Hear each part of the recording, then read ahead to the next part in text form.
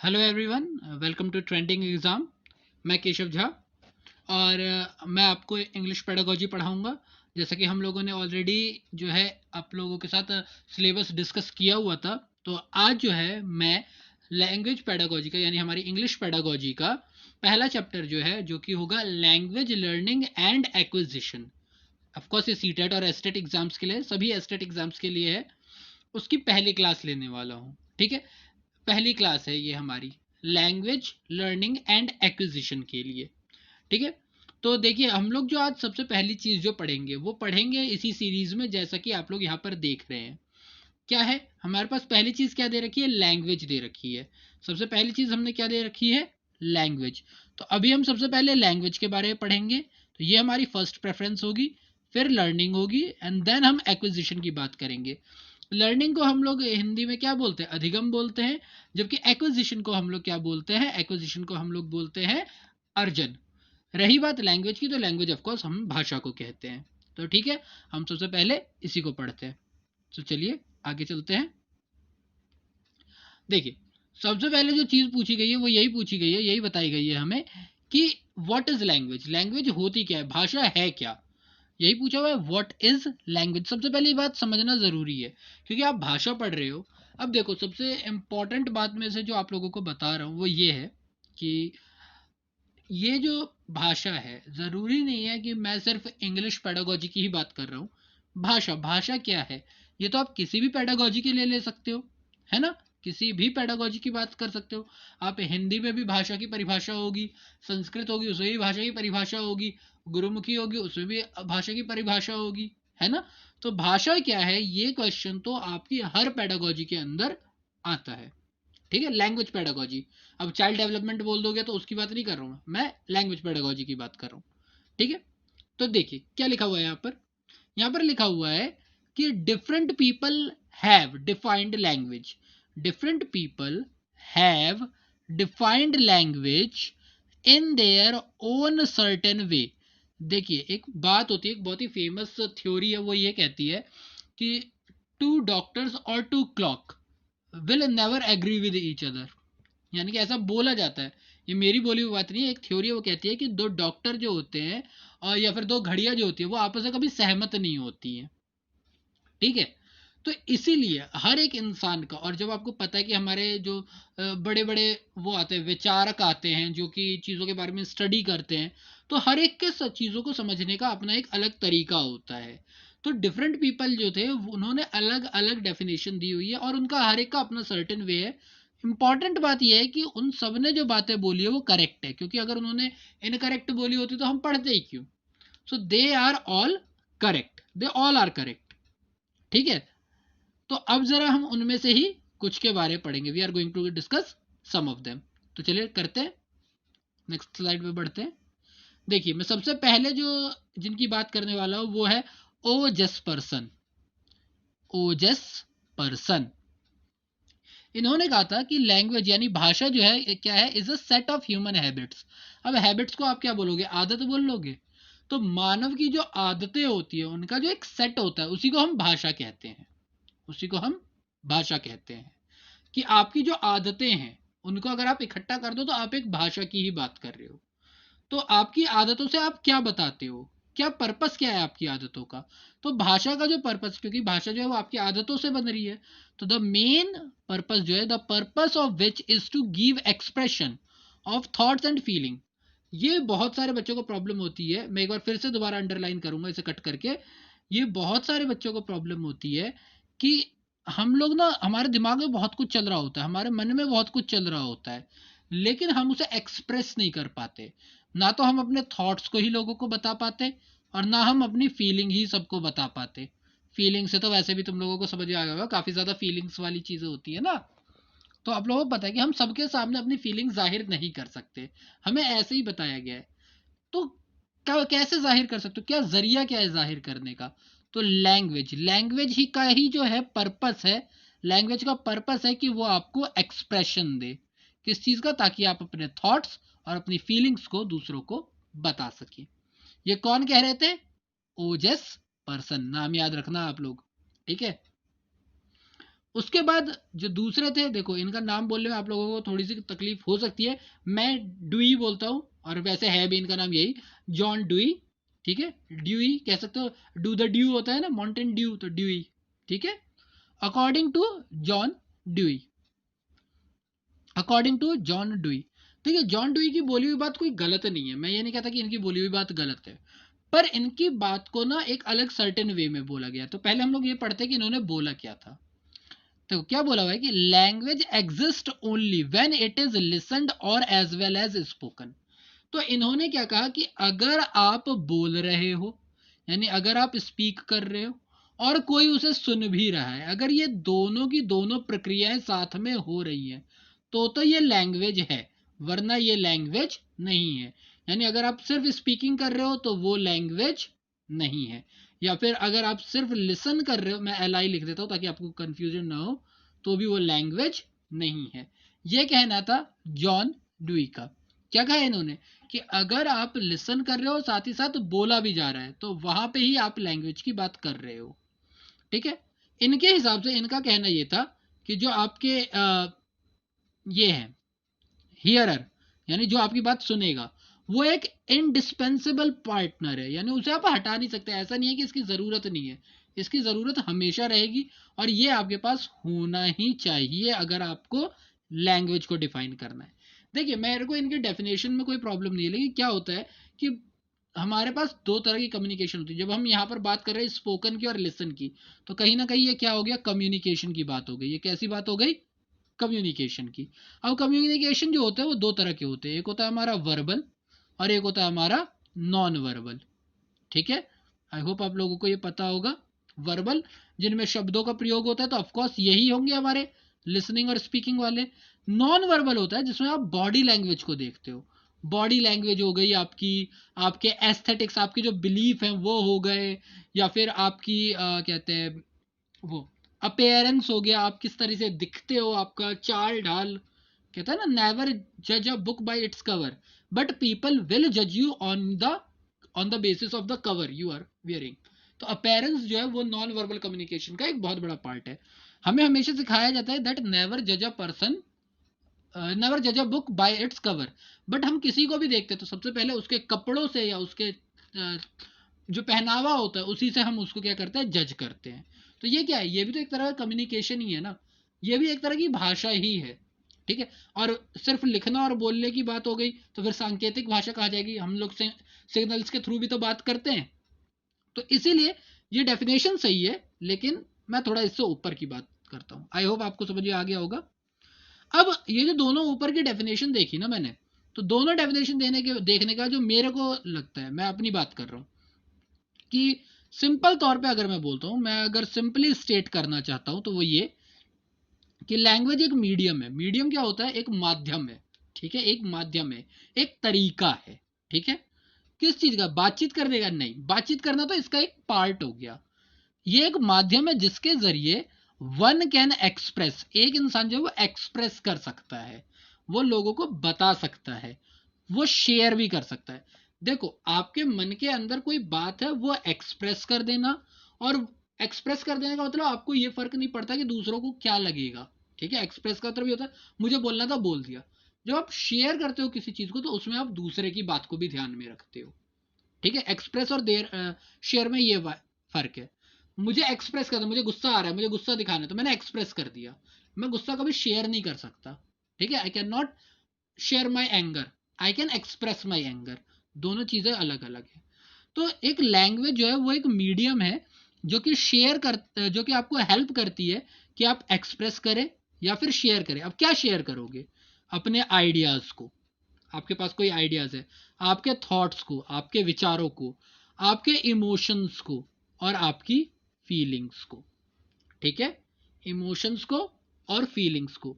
देखो, इमोशन और फीलिंग में भी बहुत फर्क होता है। ठीक है ना, तो एक लैंग्वेज जो है वो क्या है, ये एक मीडियम है जिसके थ्रू क्या करते हैं, जो कि हमें मौका देता है कि हम एक्सप्रेस कर सकें, we can express and share our ideas, thoughts, emotions and feelings. ठीक है, मैंने ये बात इसलिए रिपीट की है क्योंकि अभी मैं इस डेफिनेशन को ज़्यादा और इन डिटेल नहीं जाऊंगा, जबकि आगे जब पढ़ाऊंगा तो मैं एक बार इस डेफिनेशन पे कम बैक करूंगा और तब हम लोग और अच्छे से इसको समझेंगे। ठीक है, अब लैंग्वेज जब हम लोग पढ़ ही रहे तो एक बहुत ही बड़ी बात होती है कि लैंग्वेज और डायलेक्ट में क्या फर्क होता है। लैंग्वेज और डायलेक्ट में क्या फर्क होता है, तो देखो सबसे पहले तो इनका नाम समझ लो हिंदी में। लैंग्वेज को हिंदी में बोलते हैं भाषा, भा आ शा आ, और इसको बोलते हैं ब ओ ली, बोली। ठीक है, तो लैंग्वेज का मतलब होता है भाषा, डायलेक्ट का मतलब होता है बोली। सबसे बड़ा अंतर जो इन दोनों में है, पहला, भाषा जो होती है वो टोटली डेवलप्ड होती है, यानी वो पूरी तरह से विकसित होती है। ठीक है, जबकि डायलेक्ट जो होती है, जो कि बोली होती है, वो टोटली डेवलप्ड नहीं होती है। It is not totally developed. इसीलिए अगर आप हिंदी में बोली के डेफिनेशन को पढ़ेंगे तो वो बोलते हैं कि भाषा के अल्प विकसित रूप को बोली कहते हैं। So a dialect is not developed language. ठीक है, डायलेक्ट जो होता है वो लैंग्वेज की तरह डेवलप्ड नहीं होता है। तो बेसिस क्या होगा डेवलप्ड होने का, मतलब कैसे आप बोलोगे कि कोई चीज डेवलप्ड है। ये लैंग्वेज की अपनी एक स्क्रिप्ट होती है, यानी कि एक लिपि होती है। स्क्रिप्ट का मतलब लिपि। पता नहीं भाई मेरी हिंदी थोड़ी बेकार है, अगर मात्रा वात्रा हो तो देख लेना। ठीक है ना, लिपि, मेरे को इंग्लिश में ही लिखने की आदत है, हिंदी में इतना ज़्यादा लिखता नहीं हूँ, तो अगर मात्रा वात्रा हो तो हैंडल कर लेना। ठीक है ना, इतना ज़्यादा उसके लिए शिकायत मत करना कमेंट बॉक्स में। ठीक है, तो स्क्रिप्ट जो होती है इनकी अपनी लिपि होती है। जैसे हिंदी भाषा है तो हिंदी की देवनागरी लिपि है। ऑफकोर्स हमारी इंग्लिश भाषा है तो वो क्या है, उसकी अपनी यूरोपियन, क्या कहते हैं हम, यूरोपियन कह देते हैं, यूरोपियन है। पंजाबी की गुरुमुखी है, मैथिली की अपनी एक स्क्रिप्ट है ना। तो अलग अलग भाषाओं की क्या होती है, स्क्रिप्ट होती है, यानी लिपि होती है। जबकि एक बोली जो होती है उसकी कोई लिपि नहीं होती। It does not have its own script. इसकी अपनी कोई लिपि नहीं होती है। तो जिसकी लिपि होती है वो भाषा, जिसकी लिपि नहीं होती है वो बोली। एक और बात कर लेते हैं, एक और अंतर समझ लेते हैं कि it can be national as well as regional. एक भाषा जो होती है वो कहते हैं नेशनल भी हो सकती है और रीजनल भी हो सकती है। जैसे कि हिंदी लगभग लगभग हम मान के चलते हैं कि पूरे इंडिया में ही बोली जाती है। So it's national language, official language है, बट नेशन के लेवल पे है। इसी तरह इंग्लिश भी नेशन के लेवल पे है, पूरे नेशन में ही बोला जाता है। लेकिन जैसे कि आपको पता चली गया होगा सरनेम से, झा, तो आई एम फ्रॉम बिहार। तो जो मैथिली भाषा है वो पूरे इंडिया में नहीं बोली जाती। अगर मैथिली की बात होती है तो मिथिलांचल यानी बिहार की बात कर रहे हैं, तो वहां पर ये रीजनल हो गया। तो मैंने इसीलिए कहा एक भाषा जो है वो नेशनल भी हो सकती है, वो रीजनल भी हो सकती है। जबकि बोली जो होती है, बोली बेसिकली हमारी रीजनल ही होती है। बोली रीजनल ही होती है, बोली कभी भी नेशनल नहीं होती है। अब भोजपुरी एक हिस्से में ही चलती है, उसके बाद और भी ऐसी कई सारी बोलियां हैं जो कि क्या होता है एक हिस्से में ही चलती है, वो रीजनल होती हैं। बोलियां रीजनल होती हैं, भाषा जो है वो रीजनल भी हो सकती है और नेशनल भी हो सकती है, यानी क्षेत्रीय भी हो सकती है, राष्ट्रीय भी हो सकती है। ठीक है, आई होप आप लोगों को ये समझ में आ गया होगा। ठीक है, अब लैंग्वेज के ऊपर एक लैंग्वेज फैमिली की बात आती है, वो हम लोग डिस्कस करेंगे आगे, जिसमें यह आता है कि हिंदी और इंग्लिश, क्योंकि सीटेट वाले बच्चे तो ज़्यादातर यही चुनते हैं लैंग्वेज हिंदी और इंग्लिश। तो हिंदी और इंग्लिश जो है वो कौन सी लैंग्वेज फैमिली से आते हैं। कुछ 5 लैंग्वेज फैमिलीज है, तो जिसमें हमें ये देखना है कि भैया हिंदी और इंग्लिश जो है, ये मैं आपको एक्स्ट्रा है ये बता देता हूँ कि हिंदी और इंग्लिश जो है ये दोनों के दोनों इंडो यूरोपियन, इंडो यूरोपियन, ये हमारी क्या है, इंडो यूरोपियन, हमारी इस फैमिली से बिलोंग करते हैं। इंपॉर्टेंट एक क्वेश्चन आता है इसके ऊपर, इसीलिए ये लिख लेना कि हिंदी या इंग्लिश कौन सी भाषा से कौन सी फैमिली से बिलोंग करता है, इंडो यूरोपियन। ओके, चलिए अब जरा इनके बारे में और जानते हैं, भारत के संविधान के हिसाब से जानते हैं। तो भारत के संविधान का जो 8th शेड्यूल है, ठीक है, शेड्यूल को क्या बोलेंगे, भाग बोलेंगे, हाँ भाग ही बोलेंगे।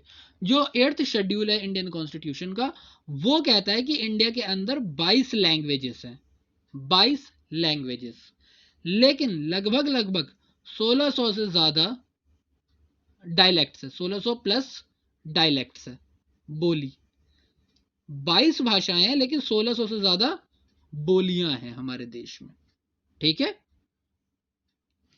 अब इसी के अंदर ये बोला गया है, हमारे कॉन्स्टिट्यूशन के हिसाब से ही बता रहा हूं आपको, कि हिंदी की जो जगह दी गई है वो आर्टिकल 343(1) के अंदर दी गई है, आर्टिकल 343(1), जबकि इंग्लिश को जो दिया गया है वो आर्टिकल 343 के अंदर 1965 तक, यानी जब कॉन्स्टिट्यूशन बना था 1950 से, तो 1950 में हमारा कॉन्स्टिट्यूशन बना था, तो वहां से 15 साल तक जो है इसको रखा गया था, कहां पर, 343(2) के अंदर।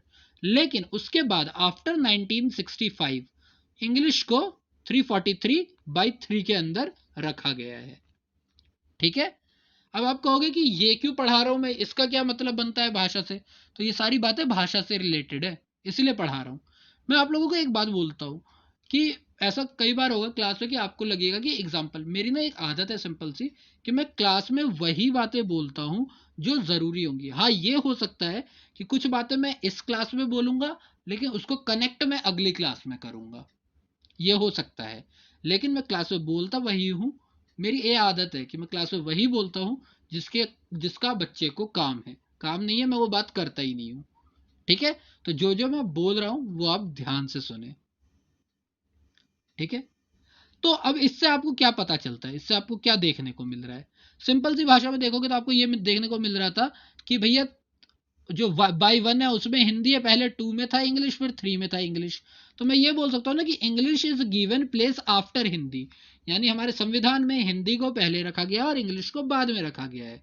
इसीलिए हमेशा याद रखना, Hindi is the first language of India while English is the second language of India. ठीक है। क्वेश्चन बनेगा यहां से, हिंदी भारत की प्रथम भाषा है, इंग्लिश भारत की दूसरी भाषा है। ठीक है। याद रखना, इंग्लिश भारत की दूसरी भाषा है। लेकिन क्वेश्चन वो इतना सीधा सीधा पूछेंगे, आपको लगता है पेपर, वही तो, चलो मैं आपको दिखाता हूँ। मैंने आप लोगों को बताया था इंट्रोडक्शन के अंदर कि मैंने खुद जो है वो जुलाई 2019 वाला एग्जाम क्लियर किया था, तो ये उसी क्वेश्चन पेपर का क्वेश्चन है। ठीक है। ये जुलाई 2019 का जो क्वेश्चन है उसके अंदर था। इवन ये क्वेश्चन दिसंबर 2018 के पेपर में भी आया हुआ है और कई बार रिपीटेड हुआ है। तो ये कहता है कि जो एनसीएफ 2005 है, ये नेशनल क्यूरिकुलम फ्रेमवर्क 2005, शॉर्ट में बोले तो एनसीएफ 2005। ठीक है। ये कहता है कि English in India is dash in multilingual country, English in India is dash in a multilingual country, एक मल्टीलिंगुअल कंट्री, एक बहुभाषीय देश में इंग्लिश जो है वो क्या है भारत के लिए, भारत के लिए क्या है। तो हमने तो पढ़ा था कि English is the second language, लेकिन देख लो यहाँ पर सेकेंड लैंग्वेज नाम का कोई ऑप्शन दिख रहा है, नहीं, सेकेंड लैंग्वेज नाम का कोई ऑप्शन नहीं दिख रहा। लेकिन करेक्ट ऑप्शन तो होगा ना, इसीलिए मैंने ये बात बोली थी, और पीछे की जो बातें बताई हैं वो आपको इसीलिए बताई हैं। देखो, जब भी आ जाए नेशनल क्यूरिकुलम 2005, हमेशा याद रखना उस केस में इंग्लिश जो है वो एक ग्लोबल लैंग्वेज है। क्या है? Global language, not foreign language, not first language, not associate language, ये वैश्विक भाषा है। ठीक है। आई होप हिंदी में यही कहते होंगे, वैश्विक भाषा।